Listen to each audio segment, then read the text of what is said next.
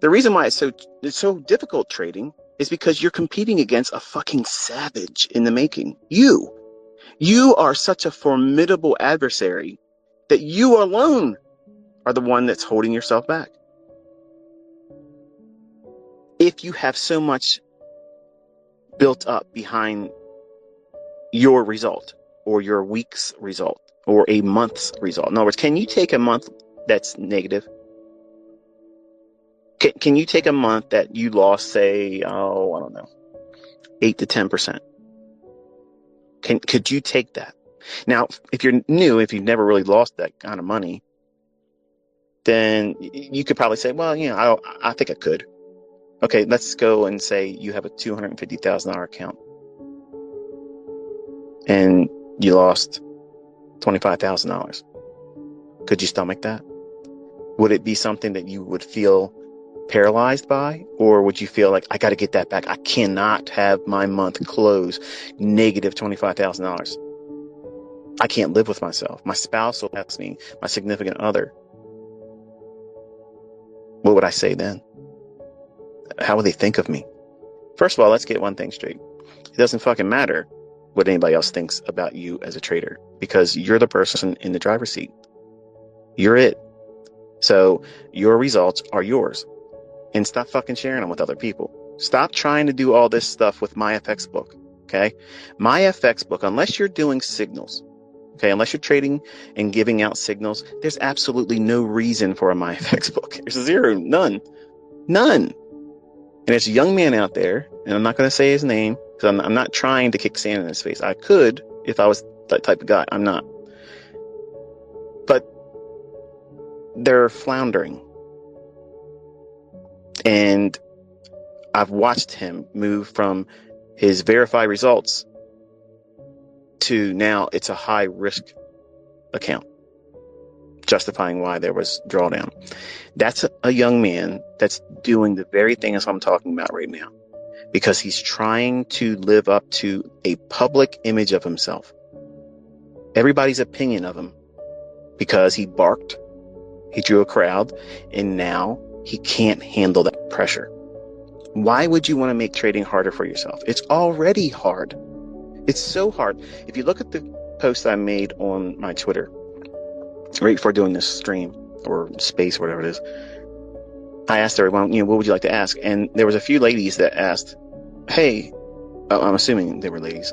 I apologize if the name made me think that you were female and you really aren't. But the question came up, like, how do we endure the hardships, basically?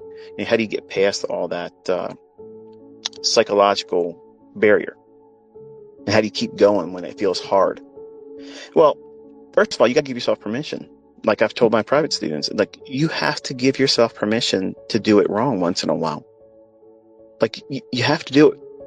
Because if you think you're going to walk out there, open up an account, even if you trade with such small, insignificant amounts of money in terms of risk, you think that that's going to be the solution to why you're going to never have a losing trade? That's nonsense. Like, you're going to lose money. It's going to happen. You need to plan for it. You need to make yourself ready for it. Psychologically, preparing yourself, okay, I'm going to lose money. What happens if I do lose money? Most of you want to just, teach me how to buy and sell.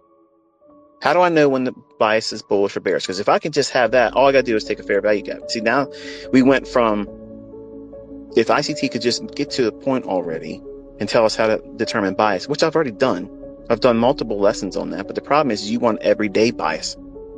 And again, you're taking a sound principle or teaching or lecture point that if you just simply use the way I teach it, wait for these choice setups, you'll know the bias when it matters most.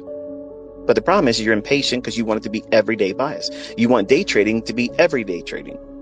And in everyday trading, you want every session trading. And in every session trading, because you said, ICT, you can trade the hourly candle and treat like the daily range. Yes, I can. But I can do that. It's not the same thing for you to expect you are able to do it. You see what's happening? You're placing so much of an Olympic expectation on yourself. You've taken the normal threshold of difficulty, which comes to everyone in this industry. And I was not exempt of that. I mean, I went through a lot. 6 years of thinking I had it. Nope. Back to the drawing board. Thinking I had it. Nope. Went back to the drawing board. I technically had it 3.5 years in, but I abandoned something and chased other things. And I went back to where I started seeing results, and then boom, there it was. But you're going to have hardships. You're going to have issues where, you're going to feel like you got it figured out. You'll have a week or two, maybe even a month, where you just did everything right. And this is where you get in trouble, young men. You think that you got it all figured out, and then you have a losing trade. And it might not even be a significant loss. It might be something so small, 0.5% or whatever. You save the stop from getting hit full on. Like you had a 1% risk or 2% risk, and you saved it from getting knocked out, but still it's a loss. Now, you're not looking at the fact that you were able to mitigate the total 1 or 2% hit to your account because you protected the stop loss. You saw it was going to turn on you. You closed it before it went to your stop. That's commendable. That's a skill set, not to promote the idea of paranoia, but if you're beginning to trade with live funds, if you do that initially and you are aggressive about cutting your losses, that alone would probably keep you alive long enough to find a way to grind through the adversities. Because when you get a real good winning trade, it doesn't wait around. It just takes off. It just runs. But the problem with this business is you want to second guess yourself so much because you're trying to avoid losing. This is the number one characteristic of a losing trader. You're willing to hold on to a losing or questionable trade. Come hell or high water, you'll hold that. It isn't moving like you wanted it to, but damn it, you're not letting go of it. Because what happens if you close it and it runs in your favor? What happens if you're fucking wrong and you just held on to it too long? That's what usually happens. See, if your trade is right, it's going to show you right away.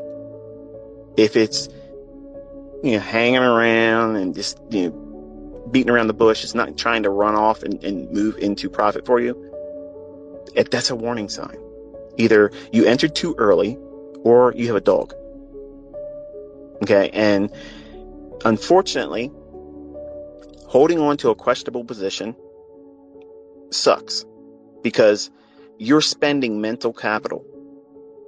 Whereas if you flip that coin, because you're placing so much emphasis on not doing it wrong, when you do get a quick runner and it starts moving, you abandon where you think it's going to go and you close the trade quickly. That paradigm shift that's necessary to fix that, that's something that has to happen over time. And it's a conditional thing that you forge through coping skills, going through the processes that I've taught in great detail on my YouTube channel. But the problem is, you're one of those individuals that want ICT to get right to the point. The point is, you don't listen. That's the point. The point is, you don't fucking listen. You're not trying to get good advice, and you just want to do it your way. You want Burger King fucking mentorship. Okay? Have it your way. Well, have it your way mentorships don't make millionaires. That's the way that works, okay? It creates emotionally charged traders that hold on to losing trades too long. And then when they fail and blow up in your face, that creates that loser cycle where you want to try to get it back right away. You know what that means? You're going to lose more fucking money. And it just keeps repeating, and then finally you blow your account. And then what happens? You beat yourself up. Because you're going to look at the trades and say, why the hell did I even do that? There was nothing in the market. Why did I buy that? There was no fair value gap. There was no order block. It didn't even take sell side liquidity. What the fuck was I doing? You're chasing emotional charges that you put behind that decision. You completely abandon all reasoning and why you even are trading. You're not the only one that's done that. Everybody does that. Everybody does it. Why? Why is it so hard? Because you're competing with yourself. You have to live with yourself. You have to wake up in your own skin tomorrow and the day after. And the decisions that you make today and yesterday and what you'll make tomorrow come with consequences. And see, you want consequences to be sugar-coated, almost orgasmic in trading. You want them to be happy endings. Not to sound crude, but that's what you really want. You want a chance meeting with a stranger and a knock on your bedpost. That's what you want. You want every night to be a one-night stand and it's all good, feel-good moments. I'm sorry. Sometimes you're going to wake up next to a hand grenade. And this is the way it is. And you are going to hurt yourself. But you got to say, look, you know what? I got pip drunk. I made some poor decisions. Thankfully, I'm not married to this person. And just slip out before they wake up. And just live on, continue to trade and try not to do that same thing again. And this goes for both the ladies and the men. You know what I'm talking about. Somebody just whispered, I just did that last weekend. How's he know? I'm watching. I got my eyes on you. But the reason why it's so difficult trading is because you're competing against a fucking savage in the making. You are such a formidable adversary that you alone are the one that's holding yourself back. Nobody else is holding you back. These yahoos on the internet that say what you're trying to learn doesn't work on us, that didn't stop you. People commenting saying, oh, well, you're doing this and you're doing that. This is the real way of doing it. That doesn't motivate you to go chase that stuff. You're sticking to this. But you're the adversary. You're the one that's making it hard for yourself because you're trying to make Olympic feats out of something that's not necessary. You want every transaction to be perfect. And I mentioned this to my private group. I said, unfortunately, my approach to trading, and when I show my examples, and I show my examples are very consistent. You have people out there say, well, he's only cherry picking. When I show you the full account and I show you that there's no other trade executions and this is the only thing there is, and I call the only moves I trade on, I call the levels, it's never going to be enough. So I don't care. When I go into 2023, I'm not trying to prove anything. I want to just enjoy teaching. But my students, unfortunately, see this in me and they think that is something that they can obtain right away, right from Jump Street. Like they think, okay, I can do what ICT is saying in the charts. When he points to it, I can see it's real easy. But when he doesn't talk about it, I can't see it and I try to do it on my own and it blows up in my face. Okay, well, you're trying to force an issue. Number one, you're trying to force something that's not practical. You're trying to be someone that you can't be right now. And that means highly precise, detail-oriented, and results-driven. See, you're trying to be results-driven without the two factors I just mentioned. Like, you have to build discipline. That means you got to go through trial and error, feel that pain that you're trying to avoid. So you're trying to hide from that. Like, no, I don't want to get a paper cut. I don't want to get a scratch. Somebody's going to ask me what I did today, and it's going to be a losing trade, or they're going to ask me, why did you do that? There was no reason, because everybody wants to be an armchair quarterback. Everybody wants to tell somebody how they do it better, but they ain't trying to show you what they did. Okay, so that's the problem with this industry. It's so ego-driven. It's so image-driven. You got to remove all that stuff. Remove all of it. Your expectation should be low. Low. Very, very low objectives. Low-hanging fruit. That's how I teach it. And if you're comfortable in your own skin with that, even if you get it wrong, those little bruises, those little nicks, those paper cuts, when they occur, it's not that big of a deal. It might be a nuisance. You might look at it later and say, oh, well, yeah, I really didn't see what I thought I saw at the time. But you know what? From a monetary stance, it really didn't do too much damage to me. And, I'm still learning. What did you just do by doing that? Number one, you acknowledge that you made a mistake. There's nothing wrong with making mistakes. Mistakes are opportunities for you to learn. But why the fuck do you want to blow your account to learn? You're not learning anything from that. Okay? You're learning to gamble. That's what you're doing. You're learning how to gamble. And honestly, there's very, very few gamblers that make it in this industry long term. They just don't exist. I'm not saying that you can't gamble and make money, but the problem is the gamblers don't generally know when to get up and walk away from the table. They think, well, I had a flash in the pan, win in crypto. I bought it. It ran up really good. It's going to keep doing that. Well, they found out that it doesn't work that way. Okay. And everybody that goes into these crypto markets think that they're going to see that stellar bull run again.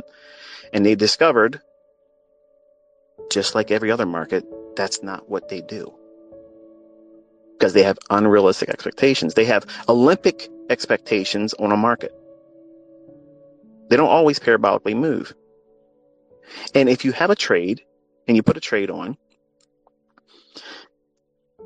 if it doesn't give you immediate feedback that you're doing the right thing or holding a potential winner, you have my permission to kill the trade and feel no reason why you should feel any regret about it, even if it takes off in your favor. Because if you do this as general practice, you're going to find that you will get out of dog trades. Lying dogs make no money. Okay? They got to get up and run. If they ain't running, they're not going to get to your draw on liquidity. That means they're not going to go to your profit. You're not going to be with partials. You're not going to pay yourself. You can't get paid, and it's going to be frustrating. So why the hell are you in it? Why are you in that trade? You're trying to make a diamond out of a turd. You can polish it all the hell you want. You're just going to get shitty hands. That's all that's ever going to happen. You're going to have a mess trying to turn something that's really a bunch of shit. It's never going to get any better. Why? Because in your brain, in your mind, you're telling yourself, if I get out of this, even though I know in my gut this isn't moving right now, but if I close it, it's going to run. And I'm going to feel like shit about that. But you don't do that when you start thinking, this isn't moving for me. Let me start giving myself a time stop. But I know that there have been so many times in my career where if I just simply would have done that, I would have avoided lots of losing trades. Lots of losing trades by simply limiting the amount of time I hold on to dogs.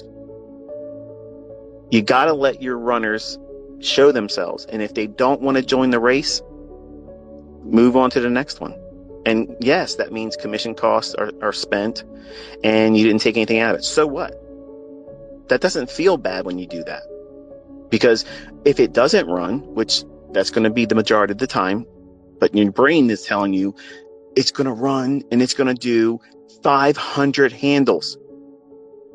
No, it's not. Stop thinking like that. You have no idea how every trader that's unprofitable thinks the same way. It's almost like they read from the same books. That's what you've been conditioned to believe, to accept, and want in trading. You want to hold on to a trade. You got to trade your plan and plan your trade, right? So what does that mean? Well, you got to get into the trade and come hell or high water, your stop loss gets hit or it moves in your favor. That's bullshit. That's why people lose money. That's the reason why people lose money. You have to kill it. If it's not working for you, fire that position. Get rid of it. Hire another one. And when you get the right candidate, it will work for you. But you cannot be fucking around with these lackluster moves that aren't delivering for you. If they're not running for you, as soon as you start feeling that unction, you know what, I wish this thing would move. As soon as you just thought that or said it out loud, that's the time to start the timer. Okay, you got 30 seconds to 60 seconds. If it doesn't start moving in my favor, this is a dog and I'm killing it. And I don't give a fuck what it does. I guarantee you, if you do this, you will protect yourself more than you'll find these big runoff moves that you think you're going to lose if you get out of the trade. Let me ask you a question. How many times do you see big runoff moves? Now, you see them all the time in hindsight. But how many times in your own personal analysis have you seen big runoff moves? You're not seeing them every 5 minutes, folks. Come on, be realistic. And it gets back to why trading is so hard. Your imagination is running wild. You don't have experience. You're just now beginning to learn how these markets work. And you think that every setup is going to be these mega trades. It doesn't work that way. Bread and butter setups happen every single day, which is the reason why I beat that drum all the time. That's not an Olympic feat. Simple little things. The little things repeat every day, and you can make fortunes with little movements that are highly consistent. But you can't over leverage them and hold on to them and demand that they pay out bigger yields than they're really warranted. So you have to be reasonable with yourself first, because do you have the skill set that you're trying to imagine that you do? Going into the marketplace expecting no drawdown, no losing trades. See, when I share my analysis, when I share my expectation on where I think the market's going to go, you only see what I show you. Now, that comes with people that can't stand me. They'll say he's cherry picking. That's the only thing I said. So those results do what for people that are in support of me? They think I'm infallible. So you're learning from someone that shows high degree of consistency and precision. So therefore, you should expect what? High degree of consistency and precision, right? Over time. See, you have selective hearing. Just like I'm telling you now, you will learn those skill sets and you will achieve that, but you will not achieve that in your first year.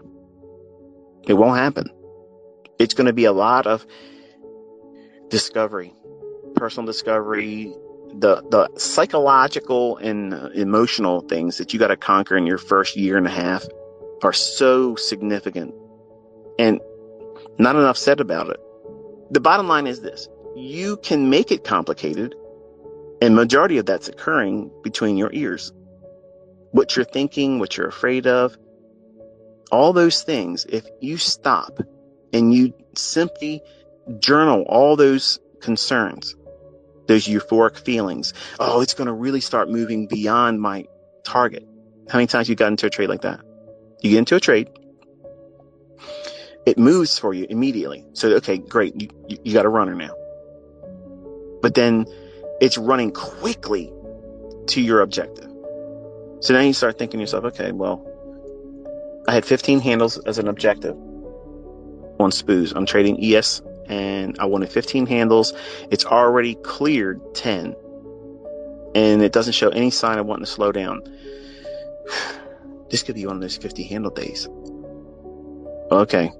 Well, if you haven't taken off 80% of your trade at your target, you're messing up. You're making a mistake. Now, there's nothing wrong with you saying, okay, I'm going to try to hold for 50 because it's showing signatures that it wants to really run. But you got to take 75 to 80% of your trade off where you wanted to get out at. Roll your stop to a point at which where you make 25% of what your total range would have been. And just let it go and see what happens. If it comes back and takes you out at your stop loss, so what? You had a chance to see what it was going to do. But you don't say, okay, I'm going to ignore where I thought the market was going to go, take no partials. I'm staying with it 100% because, I put the initial risk on. So I need a higher R multiple return so that way I can go on social media. Again, you're trying to do something that's stupid. That's stupid. You're trying to trade public image of yourself. And then you wonder why you're in drawdown. Everybody on Instagram that's doing that, all these marketers that show themselves living the fast life, supposedly making money all the time, flying on planes and going to places that they really can't afford unless they have mentorship people paying them. Okay, I'm telling you, they are trading their public image. That's what they're doing. That equity of their opinion from others. The perception of others about them. That's what they're trying to have new equity highs in that. And that's the problem. When you go out and you start challenging people, especially people that's been doing it a long time, and you can't bring those results, that will rattle you, especially if you're a male. A male takes that personal. Again, it's like you're saying that they aren't that large downstairs. That's how they'll take it. That's what it feels like for a man in trading. If they are sizing up with someone else, or someone else is calling them or tapping them on the shoulder, that feeling of, I got to live up to that. Because what if everyone else thinks that I can't do this and can't do that? And then what they do is they start doing things that they can't really do.